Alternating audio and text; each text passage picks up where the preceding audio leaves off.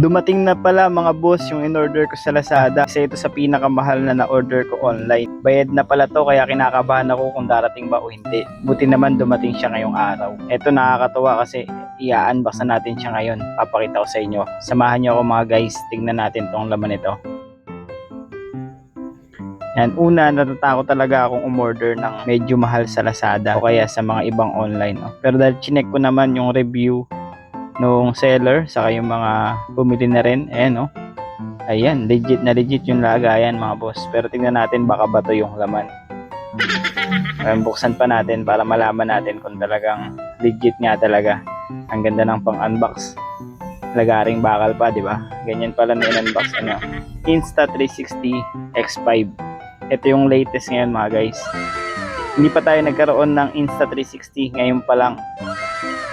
At ito na nga pinaka-latest yung binili ko mga boss, kasi magagamit natin to lalo na pag nagmumotor o kaya sa mga iba pang pupuntahan natin. Bago ko nga pala bilhin to mga guys, tinignan ko muna kung ano talaga yung pinakamaganda ngayon sa Insta360. Kasi meron pa ring X4, X3, dahil ito na yung X5 na yung pinaka-latest, kaya ito na yung kinuha ko mga guys. Pero para sa akin kasi ito na yung binili ko dahil ito na yung pinakamaganda ngayon. Kasi isang bilihan na lang. Kasi kung meron na kayong X3, X4, pwede pa kayo mag-isip kung mag-upgrade ba ako o hindi. Pero kagaya ko na bago pa lang, ito na kagad yung binili ko para hindi ko na kailangan mag-upgrade. Okay na ako. Napakalino lang po mga guys. Kagaya nito mag-upgrade.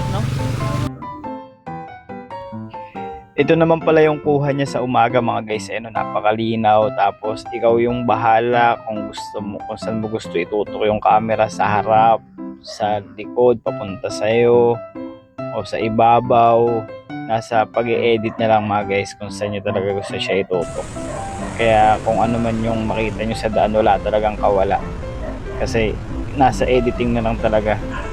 Sa mga hindi pa naka-subscribe mga boss, subscribe na kayo sa aking YouTube channel at sa aking Facebook page. Paki-follow naman. Salamat. Bye.